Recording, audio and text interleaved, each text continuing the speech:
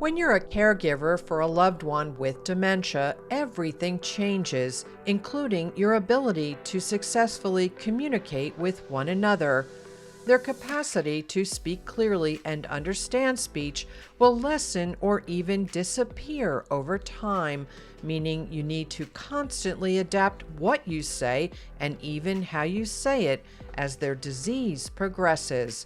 More effective communication is up next on Still Time for Joy, where we share practical advice for weathering life's storms and inspiring stories of resilience. Hello, I'm Sandra Levine, host of Still Time for Joy. My guest today is Deb Hallisey, a caregiver advocate and certified dementia practitioner. Welcome to the show, Deb. Thanks, Sandra, for having me. I really am looking forward to it. So, as you know, my mom struggled with Alzheimer's for more than 10 years. She passed away about 2 years ago, and she lost her speech as the disease progressed, and it was absolutely heartbreaking to see. What is it like for both caregiver and the person with dementia as the speech declines? I think heartbreaking is a good word. Um, Certainly in the early stage, they are very aware that the speech is going and they're not saying things correctly or they can't grasp in their mind what they want to say.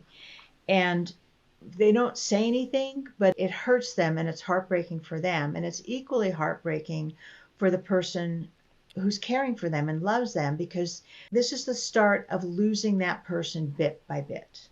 Right. And so it just makes you sad. And that is underlying the whole communications and the whole dementia journey is sadness. So, what are some tips for what people can do early on as the speech starts to change? I know one of them is not to say, "Don't you remember?" Let's not do that. But Yeah. what are some things that people can do to make communication more effective in the early stages? Well, I think there's a couple of things. One of which is don't correct if they've said something that is not true, like they've gotten the wrong date or whatever. Is it really important, to have to correct them? Because that just magnifies to them that this is part of the loss of the language and the memory. So I would say don't correct them. If anything, ask questions. Well, tell me more about that. Tell me the memory about that. Where did it happen? And as they get deeper into it, chances are very good. They'll say, oh, that's right. I got married in June, not in May, right? I think it's also important that you recognize that this is a loss for both of you and that you don't point it out and that you start to, at this point, look beyond the words and look at the emotions that are underlying the words. What do you mean by that? Someone with dementia may say something that seems nonsensical to you because the word retrieval is not there. But in reality, they're telling you exactly what is going on for them. So I can give you an example of that. One of the people I was working with, her dad had early onset dementia, and she was in his house working in the office, and the physical therapist had come in. And she hears the father say, go home, go home. Your mother wants you, go home. And she was so frustrated and angry, saying his words are just nonsense. They don't make any sense. And as the disease progresses, that's absolutely true. They're not going to make sense. And trying to get them to say things correctly doesn't help. It just frustrates and aggravates them. But if you listen to the emotion behind the words, he did not want that physical therapist in front of him. And going home to mom didn't make sense, but what he was saying is go away. I don't want you in my space. Go away. For whatever reason that happened. So we get frustrated that the words aren't there and we say, well, what do you mean? And try and get them to explain it, which can only frustrate them more. But truly, if you listen to the emotion behind the words, you can understand what they're really trying to tell you. And how do people learn that skill if they don't come by it naturally? First of all, is being aware that this is what's going to happen as the disease progresses. The second is if you're somebody who is the facts, just the facts, ma'am, letting go of that and recognizing that it's not going to be perfect and you're not going to get the facts, but truly doesn't matter in the scheme of things. And I'm going to say no. Once you're aware of it, you can pick up on it much, much easier. You said in the very beginning, don't say, don't you remember? And I can remember my mom didn't have dementia. She had mild cognitive impairment and she was legally blind. And she said something, and I said, Mom, we talked about that last week. Don't you remember? And she got very quiet. And I thought, okay, this is not something I can say to her again. And once I became aware of it, I did it less and less and less. And instead said, oh, okay, I didn't realize that. So, and then got into a conversation about that without saying, I told you that. Okay, so however that goes forward. Okay, all right, so Mom, so what do you want to do about that? Instead of saying, I told you that. It's hard. I was definitely somebody who was, I don't want to say correcting, but I guess it would be correcting my mom. She would be telling a story, and I'd be like, "Yeah, no, that's not the way it went." And then it comes a point where you realize I'm not doing that anymore because it's crushing to them when it's just showing them that they're doing worse and worse all the time. Right, So right. I learned that from watching the professional caregivers who came in to help with my mom. They were not correcting her, and they were in general, and they were more likely to just carry on a conversation, even though what she had said in some cases couldn't possibly have been true. So it's a skill, right? It's a skill that you can learn.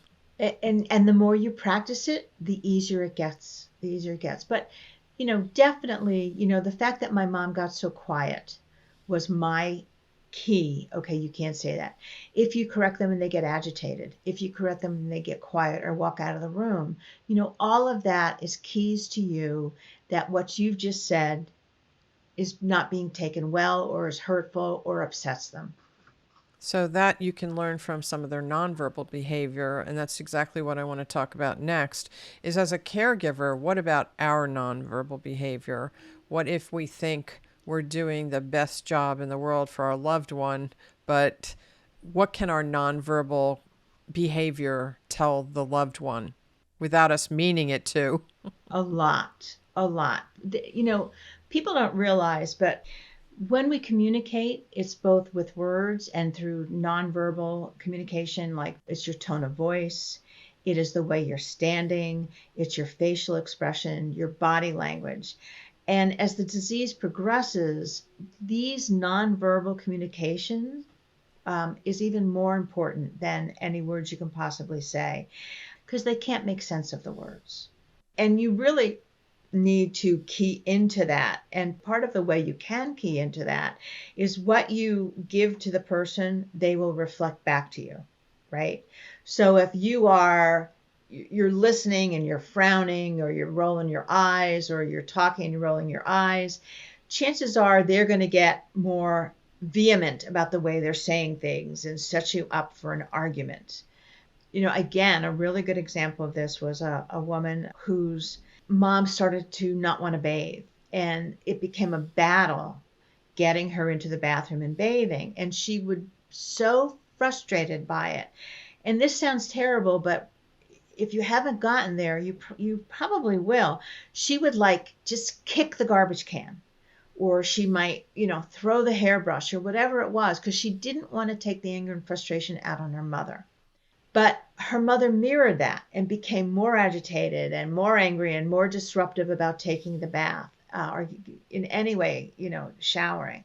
And so what she finally realized when her mother was being combative, she just put her arms around her, hugged her, and said, I love you. I love you. I know this is the disease. I know you're frustrated that you don't have the words to tell me what was going on. And after she changed her behavior, it took a while for her mother to feel safe again, but her mother changed her behavior as well because she was getting aggressive. She was hitting and biting during the bathing, right? And that stopped when her daughter changed the way she was interacting with her. So it's cyclical. Our own behavior as caregivers can make our loved ones become more agitated, And sometimes when they're agitated, our behavior can go south. So it's up to the caregiver to try to maintain composure. It's not easy sometimes. No, it's not. And it really requires detective work, like, okay, they're saying, go home or whatever that's happening. And you got to like take a step back and say, okay, where could this possibly be coming from?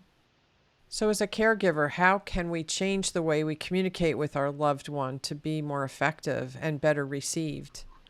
Well, one of the best ways that you can is to really learn a new language. And that new language moves from doing to doing with. And by that, I mean you start to cue them, right? And cueing is a visual phrase or an object that kind of triggers their memory for something.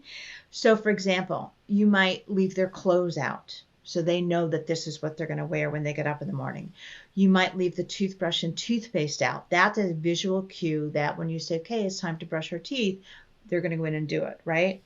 But as the disease progresses, you need to break down the process into smaller and smaller parts and help them with the cueing of that. So maybe, you walk them to the bathroom and you pull out the toothbrush and toothpaste and you put that on, but you give them the cup to put the water in, right? Like if you are really looking at what their behaviors are, you are figuring out as a detective where the process is breaking down. And then you have the opportunity to cue for that. And at the very end, instead of doing to, go brush your teeth, but you do with, you walk down the hall together, they get out their toothbrush, they mimic you. You both get out your toothbrush, you both, get the water, and you brush your teeth while they're brushing their teeth. That is taking them through the entire process in a way that you didn't have to do in the beginning, but you do have to do in the end. And honestly, Sandra, the most important part of that is you're keeping their dignity intact. Yeah. Because that is what you want to always, always do. They're still able to do some part of the task, but maybe not as independently as they used to. Yes. 100%. What about towards the end of life, even when they can't speak at all anymore? How is nonverbal communication still important right till the end? Oh, I think it's critical. Touch, human touch is, we all know this, like babies that haven't been held and touched don't thrive. And that's true throughout our entire life, including the end of life. And so just being with someone, holding their hands or, brushing their hair back or whatever it is you can do in terms of touch to really make them feel seen and maybe singing to them quietly, whatever it is, that is such a gift to you and to them because you're still connecting even at that end of life through touch and through expressing your love verbally or through music or however you do it. And even speaking to them at the end of life, I've read that hearing is one of the last things to go. So often people can still hear you even when they're near the end of their life. Is that true? Absolutely. Absolutely. Yeah, it is.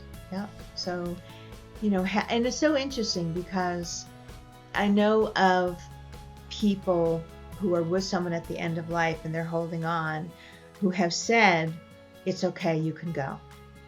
And it was that verbal permission that on some level connected that they took their last breath, and so it's incredibly important. Well, Deb Hallisey, caregiver advocate and certified dementia practitioner, thank you for all the great tips today on communication, and thank you so much for being on the show today. Thank you for having me.